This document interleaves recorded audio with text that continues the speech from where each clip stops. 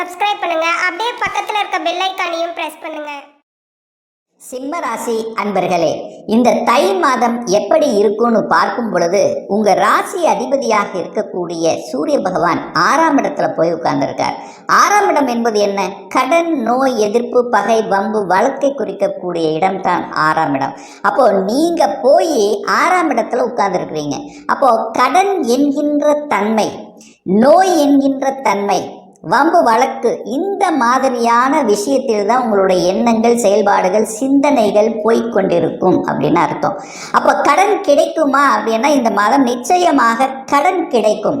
கடனை அடைத்து விடலாம் என்கின்ற எண்ண ஓட்டத்தில் இருக்கக்கூடிய ஒரு மாதம்.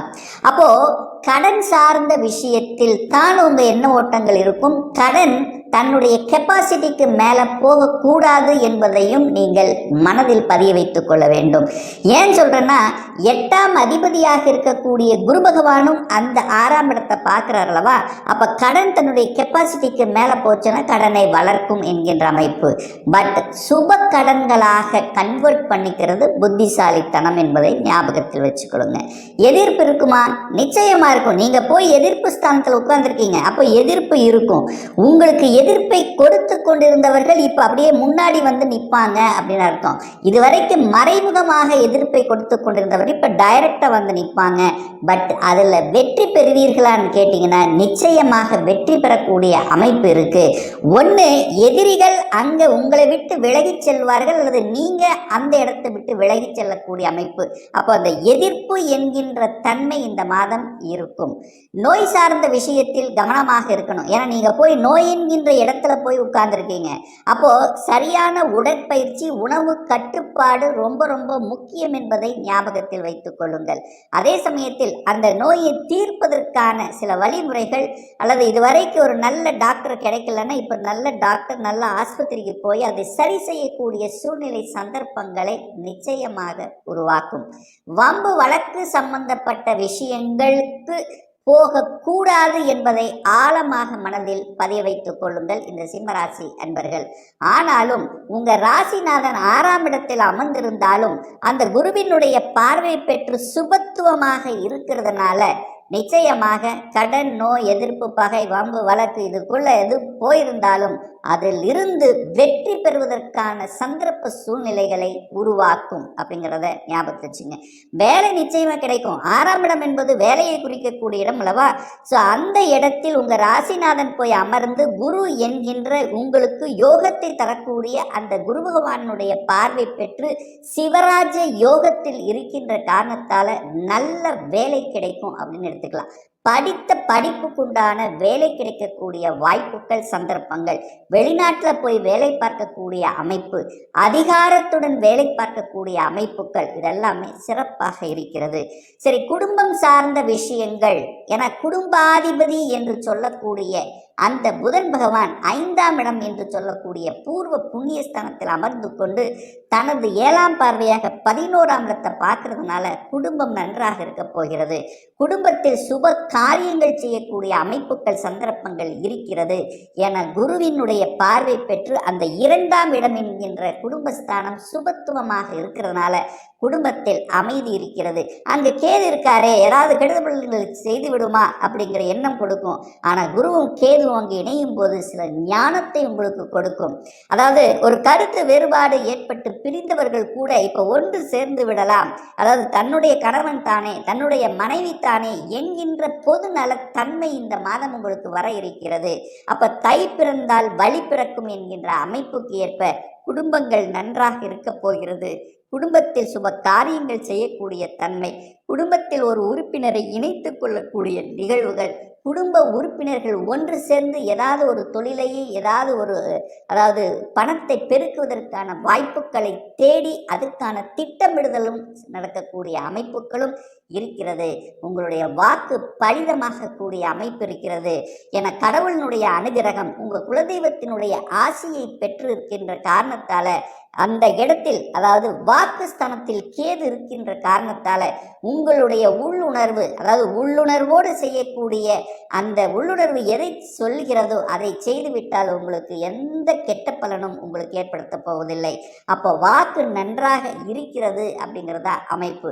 உங்க முயற்சி ஸ்தானத்தின் அதிபதியாக இருக்கக்கூடிய சுக்கிர பகவான் 7ஆம் இடத்துல போய் அமர்ந்து அந்த 7ஆம் இடத்தை புனிதப்படுத்துகின்ற காரணத்தாலும் அந்த 7ஆம் இடத்தில் அமர்ந்து கொண்டு உங்க ராசியை பார்க்கறதுனால முயற்சி பலிதமாக கூடிய அமைப்புங்கிறது இருக்கிறது.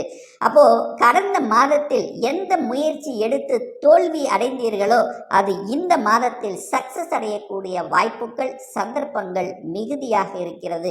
புதிய புதிய ஒப்பந்தங்கள் கிடைக்கக்கூடிய அமைப்பு, கலைத்துறையில் உயர்வை கொடுக்கக்கூடிய அமைப்பு, அது குறிப்பாக இந்த எழுத்து சம்பந்தப்பட்ட அதாவது எழுதி செய்யக்கூடிய வேலையில் இருக்கின்றவர்கள், கதை கட்டுரை எழுத்து சம்பந்தப்பட்ட துறையில் இருக்கின்றவர்கள், மியூசிக் சம்பந்தப்பட்ட துறையில் இருக்கக்கூடிய இந்த சிம்மராசி என்பவர்கள் ஒரு நல்ல உயர்வை சந்திக்கக்கூடிய ஒரு மாதம் தான் இந்த தை மாதம். சரி, சுகஸ்தானத்தை வலுப்பெருக்கக்கூடிய அமைப்பு இருக்கான்னா 4ஆம் இடம்தான் சுகம் கொடுக்கக்கூடிய இடம். ஸோ அந்த இடத்த குரு பகவான் பார்க்குறாரே, அப்போ குரு பார்த்தால் கோடி நன்மை என்று சொல்லுவோம் அல்லவா. ஸோ அதுவும் பார்த்தீங்கன்னா அந்த 4ஆம் அதிபதியாக இருக்கக்கூடிய அந்த செவ்வாய் பகவான் 12ஆம் இடத்துல போய் மறைந்து இருந்தாலும் அங்கே சந்திரனோடு சேர்ந்து, அதாவது மாதத்தினுடைய தொடக்கத்திலேயே பார்த்தீங்கன்னா செவ்வாய் நீச்ச பங்கம் அடைந்து இந்த மாதத்தினுடைய இறுதியில் செவ்வாய் 11ஆம் இடமான லாபஸ்தானத்தில் செல்லுகின்ற காரணத்தாலும் அந்த சனி பகவானுடைய பார்வை 4ஆம் இடத்தின் மீது பட்டாலும் அங்கு சுக்கிரனோடு சேர்ந்திருக்கும் போது அந்த சனி பகவான் உங்களுக்கு நல்லதைத்தான் செய்ய போகிறார். அப்போ ஒரு வீடு வாங்குவதற்கு கடன் கிடைக்குமா? கடன் கிடைக்கும். இதுவரைக்கும் ஒரு வீடு வாங்க முடியலையே என்கின்ற எண்ண ஓட்டத்தில் இருக்கிறவங்க இந்த மாதம் கண்டிப்பாக வாங்கணுங்கிற தன்மை அதிகமாக இருக்கு. ஏன்னா வீட்டுக்கு காரக கிரகமான சுக்கிரன் உங்க ராசியை பார்க்கிறார் அல்லவா. அப்போ அந்த எண்ண ஓட்டங்கள் உங்களுக்கு வரும் அல்லவா. இது வரைக்கும் ஒரு வாடகை வீட்டில் தான் இருக்கிறோம், ஏதோ சொந்த வீடு வாங்கினால் என்ன, சொந்த வீடு வாங்கணும் என்கின்ற உறுதிப்பாடு கொடுக்கக்கூடிய ஒரு நல்ல மாதமாக இருக்கும். அதே சமயத்தில் வாகனங்களும் கூட, பழைய வாகனம் வச்சுட்டு இருக்க பழுதாகி கொண்டே இருக்கிறது, ஒரு புதிய வாகனம் வாங்கணும் அப்படின்னு கடந்த ஒரு வருடமாகவே உங்கள் எண்ண ஓட்டத்தில் உதயமாகி கொண்டிருந்த அந்த செயல்பாடுகள் இந்த மாதம் சக்சஸ் கொடுக்கக்கூடிய அமைப்புங்கிறது சிறப்பாகவே இருக்கிறது. குழந்தைகள் நலன்கள் திருப்திகரமாக இருக்கும். குழந்தைகள் நல்ல படிக்கக்கூடிய அமைப்பு இருக்கு. அரசாங்க எக்ஸாம் இந்த ப்ரிப்பரேஷன் இருக்கு பார்த்தீங்களா, இந்த யூபிஎஸ்சி எக்ஸாம் எழுதணும், இந்த மாதிரியான எண்ண ஓட்டங்களை கொடுத்து அதில் ஒரு டார்கெட்டை ஃபிக்ஸ் பண்ணி அதை படிக்கக்கூடிய அமைப்புகள்ங்கிறது இருக்கிறது. ஏன்னா சூரியன் 6ஆம் இடத்துல இருக்கார் அல்லவா. ஒரு நல்ல வேலை, அரசு வேலைக்கு போகணுங்கிற எண்ணம் உங்களுக்கு கொடுக்கணும் அல்லவா, கொடுத்தே தீரும். அதற்கான உழைப்புங்கிறது நிச்சயமாக இருக்கும். அதற்கான முயற்சி உங்களுக்கு சக்ஸஸ் கொடுக்குங்கிற அமைப்பு தான் இந்த காலகட்டம் சிறப்பாக இருக்குது. திருமணம் சார்ந்த சுப காரியங்கள் இனிதே நடக்கக்கூடிய ஒரு தை மாதமாக அமைகிறது. ஏன் சொல்றேன்னா, கலத்திர காரகன் என்று சொல்லக்கூடிய சுக்கிரன் 7ஆம் இடத்துல தான் உட்கார்ந்துருக்கார். கலத்திர ஸ்தானத்தின் அதிபதியாக இருக்கக்கூடிய சனி பகவான் ஆட்சி பலம் மூல திரிகோணம் பலம் பெற்று வலிமையா இருக்கு. அப்போ சனியும் சுக்கிரனும் இணைவு பெற்று திருமண ஸ்தானத்தில் அமர்ந்து கொண்டு உங்க ராசியை பார்க்கின்ற காரணத்தால திருமண வாய்ப்புகள் கைகூடும். ஏற்கனவே பார்த்து போயினவங்க இது வரைக்கும் பதிலே கொடுக்கல, ஒரு 2 மாதம் 1 மாதம் 3 மாதம் ஆகிவிட்டதுன்னா இப்போ ரிப்ளை கிடைக்கக்கூடிய அமைப்பு இருக்கிறது. சமுதாயத்தில் ஒரு பங்கு, உங்களுடைய பங்கு இந்த தை மாதம் அதாவது மேலோங்கி இருக்கக்கூடிய அமைப்பு, ஒரு நட்பெயரை கொடுக்கக்கூடிய அமைப்பு, ஒரு கௌரவம் ஒரு புகழ் கிடைக்கக்கூடிய அமைப்பு, ஒரு நல்ல அதாவது ஒரு பட்டம் பதவி புகழ் அப்படின்னு சொல்லுவோம் பார்த்தீங்களா, அது கிடைக்கக்கூடிய வாய்ப்புகள் சந்தர்ப்பங்கள் ஏற்படும். தொழில் ரீதியாக நீங்கள் செய்யக்கூடிய வேலை ரீதியாக நட்பெயரை எடுக்கக்கூடிய அமைப்புங்கிறது இந்த காலகட்டம் உண்டு. இது வரைக்கும் உங்களுக்கு பார்த்தீங்கன்னா ஒரு பிடிவாத குணம்ங்கிறது உங்களுக்கு இருந்து கொண்டே இருந்திருக்கும் இந்த சிம்மராசி என்பர்களுக்கு. இப்போ அந்த பிடிவாதத்தை தளர்த்தக்கூடிய ஒரு மாதமாக இருக்கும். அதாவது இதை செஞ்சே ஆகணும் அப்படிங்கிற அந்த ஒரு உறுதிப்பாடோடு இருந்ததில் எதிர்ப்பை சமாளித்து அந்த உறுதியோடு நின்று கொண்டிருக்கக்கூடிய சிம்மராசி என்பவர்கள் இந்த மாதம் அதை சக்சஸ் பண்ணக்கூடிய அமைப்பு திறம்பட இருக்கிறது. ராகு 8ஆம் இடத்தில் இருக்கு, வெளிநாட்டு தொடர்புகளை கொடுக்கும். அந்நிய மதத்தினர் மூலமாக அனுகூல வாய்ப்புகளை பெற்றுத்தரக்கூடிய அமைப்பு.